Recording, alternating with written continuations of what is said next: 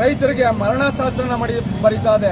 ಕಾರಣ ಏನು ಅಂದರೆ ನಮ್ಮನ್ನೆಲ್ಲ ಬಿತ್ತನೆ ಮಾಡಬೇಡಿ, ಮಳೆ ಬರ್ತಾ ಇಲ್ಲ ಅಂತ ಹೇಳಿಕೆ ಕೊಟ್ಟು ಸರ್ಕಾರ ನೀವು ಯಾವುದೇ ಕಾರಣಕ್ಕೂ ಬೆಳೆ ಮಾಡಬೇಡಿ ಅಂತ ಹೇಳ್ಬಿಟ್ಟು ಈಗ ತಮಿಳುನಾಡಿಗೆ 15 ದಿವಸ 3.5 TMC ನೀರನ್ನ ಬಿಡ್ತಾವ್ರೆ, 3 ಕ್ಯೂಸಸ್ ನೀರನ್ನ ಬಿಡ್ತಾವ್ರೆ.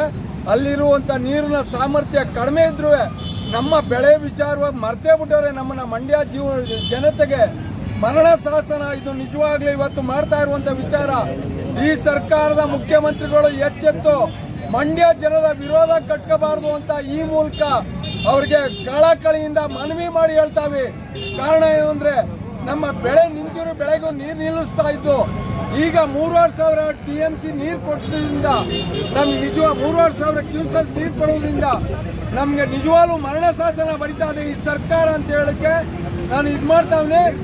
ನೀರು ಬಿಟ್ರೆ ಇಲ್ಲೇ ಉಗ್ರವಾದ ಪ್ರತಿಭಟನೆ ಮಾಡ್ತೀವಿ, ಈ ಸರ್ಕಾರಕ್ಕೆ ಎಚ್ಚರಿಕೆ ಕೊಡ್ತೀವಿ. ನೀರು ಯಾವುದೇ ಕಾರಣಕ್ಕೂ ಬಿಡಬಾರ್ದು, ಆದೇಶ ಪಾಲನೆ ಮಾಡಬಾರ್ದು. ಏನು ಕಮಿಟಿ ಇದೆ ಕರ್ನಾಟಕದ ಬಗ್ಗೆ ಕಿಂಚಿತ್ತಾರು ಗಮನ ಕೊಟ್ಟು ಕರ್ನಾಟಕದ ಬಗ್ಗೆ ಇವರು ಕುಡಿ ನೀರಿಗೆ ಅಂತ ಹೇಳ್ತವ್ರೆ. ಕುಡಿ ನೀರು ತಾನೇ ಎಲ್ಲಿ ಉಳ್ಕೊಳ್ಳೋ ಸ್ವಾಮಿ? ಹಿಂಗಾದ್ರೆ ನಿಜವಾಗ್ಲೂ ಕುಡಿ ನೀರು ಉಳ್ಕೊಳ್ಳೋದಿಲ್ಲ. ನಮ್ಮ ಬೆಳೆ ವಿಚಾರವಂತೂ ಮರ್ತೇ ಬಿಡೋದು ಈ ಸರ್ಕಾರ. ರೈತರ ಪರಿಸ್ಥಿತಿ ಅಧೋಗತಿಗೆ ಹೋಗ್ತದೆ. ಹಗ್ಗ ತಗೊಂಡು ನ್ಯಾಣ ಮರಣ ಶಾಸನ ಬರೀತಾ ಇದೆ ಅದು.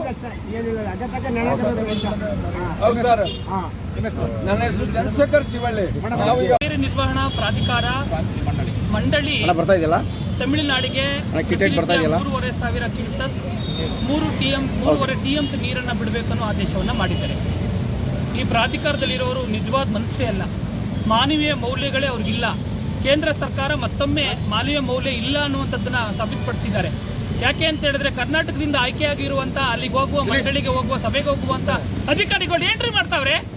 ಕಾವೇರಿ ನೀರಿನ ಸಮಸ್ಯೆ ಬೀದಿ ಜೀವವನ್ನು ಹಿಡಿದು ಹೋರಾಟ ಮಾಡೋ ಪರಿಸ್ಥಿತಿ ಬಂದಿದೆ. ಇವತ್ತು ನಮಗೆ ಇರುವುದು 92 ಅಡಿ ನೀರು.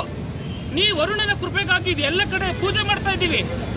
ನೀರೇ ಇಲ್ಲದ ಸಂದರ್ಭದಲ್ಲಿ ಪ್ರಾಣವನ್ನು ಉಳಿವಿಗಾಗಿ ಹೋರಾಟ ನಡೆಯುವ ಈ ಸಂದರ್ಭದಲ್ಲಿ, ಪ್ರಾಣಕ್ಕಾಗಿ ಬೇಡ್ಕುವ ಸಂದರ್ಭದಲ್ಲಿ ತಮಿಳುನಾಡು ನೀರು ಬಿಡಬೇಕು ಅನ್ನೋ ಮತ್ತೆ ಆದೇಶ ಮಾಡೋದು ಯಾವುದ್ರ ಮಟ್ಟಕ್ಕೆ ಸರಿ? ಈ ಕರ್ನಾಟಕದ ಜನರು, ಅದು ಕಾವೇರಿ ಕೊಡದ ಜನರ ಪ್ರಾಣವನ್ನು ತೆಗೆದುಕೊಂಡು ಹೋಗಿ ನೀವು ನೀರು ತಗೊಂಡು ಹೋಗ್ಬೇಕು. ಮುಖ್ಯಮಂತ್ರಿಗಳೇ, ಈ ಸಂದರ್ಭಕ್ಕೆ ಬಂಗಾರಪ್ಪನವ್ರು ನೆನಪಾಗ್ತಾರೆ. ಬಂಗಾರಪ್ಪನವ್ರ ರೆಡಿಯನ್ನು ನೀವು ಪಾಲಿಸಬೇಕಾಗಿದೆ. ತಾವು ಬಂಗಾರಪ್ಪನಿಂದ ಬಂದಂತ ರಾಜಕಾರಣಿಯಾಗಿದ್ದೀರಿ. ದಯಮಾಡಿ ಈ ಒಂದು ನಿರ್ಣಯವನ್ನ ನೀವು ತೆಗೆದುಕೊಳ್ಬೇಕು ಅನ್ನೋ ಆದೇಶವನ್ನ ಈ ಸಂದರ್ಭದಲ್ಲಿ ಮಾಡ್ತೇವೆ.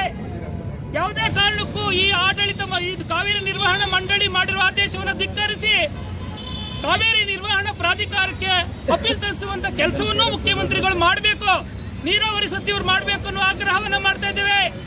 ಯಾವುದೇ ಕಾರಣಕ್ಕೂ ಮಂಡ್ಯ ಜಿಲ್ಲೆ ರೈತರಿಗೆ ಅನ್ಯಾಯ ಮಾಡಿ, ಕಾವೇರಿ ಕೊಡದ ಜನರಿಗೆ ಅನ್ಯಾಯ ಮಾಡಿ ನೀರನ್ನು ಬಿಡಬೇಡಿ ಅನ್ನೋ ಆಗ್ರಹವನ್ನ ಮಾಡ್ತೇವೆ. ಮುಖ್ಯಮಂತ್ರಿಗಳೇ, ನೀವೇನಾದ್ರು ನೀರು ಬಿಟ್ರೆ ವಚನ ಭ್ರಷ್ಟರಾಗ್ತೀರಿ, ರೈತರ ವಿರೋಧಿ ಆಗ್ತೀರಿ, ಕಾರ್ಮಿಕರ ವಿರೋಧಿ ಆಗ್ತೀರಿ, ಬೆಂಗಳೂರಿಗೂ ನೀರು ಕುಡಿಯೋಕೆ ಸಾಧ್ಯವಿಲ್ಲದಂಗೆ ಆಗ್ತದೆ. ಹಾಗಾಗಿ ಮುಖ್ಯಮಂತ್ರಿಗಳು ದಿಟ್ಟ ನಿರ್ಧಾರವನ್ನ ತೆಗೆದುಕೊಳ್ಬೇಕು ಅನ್ನೋ ಆಗ್ರಹವನ್ನ ಈ ಸಂದರ್ಭದಲ್ಲಿ ಮಾಡ್ತಾ ಇದ್ದೇವೆ.